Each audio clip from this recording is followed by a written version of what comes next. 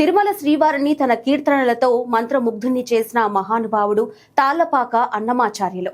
కడప జిల్లా తాళ్లపాకలో జన్మించిన ఆయన చిన్ననాటి నుంచే శ్రీ వెంకటేశ్వర స్వామిపై అపారమైన భక్తిని పెంచుకున్నారు.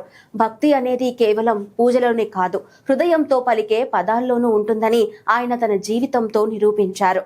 సుమారు 32,000 సంకీర్తనలు రచించి ప్రతి పదంలో భగవంతుని మహిమను నింపారు.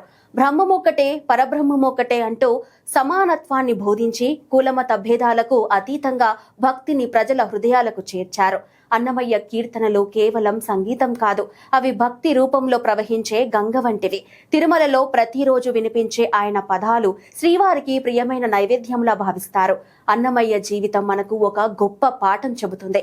నిజమైన భక్తి ఉంటే భగవంతుని చేరుకోవడానికి పెద్ద ఆడంబరాలు అవసరం లేదు. నిజమైన హృదయం, సత్యమైన భావం చాలు. అందుకే శతాబ్దాలుగా గడిచిన ఆయన కీర్తనలు నేటికి మనసులను తాకుతూనే ఉన్నాయి. అలాంటి మహానుభావుని స్మరించడం అంటే భక్తి మార్గంలో ముందడుగు వేయడమే.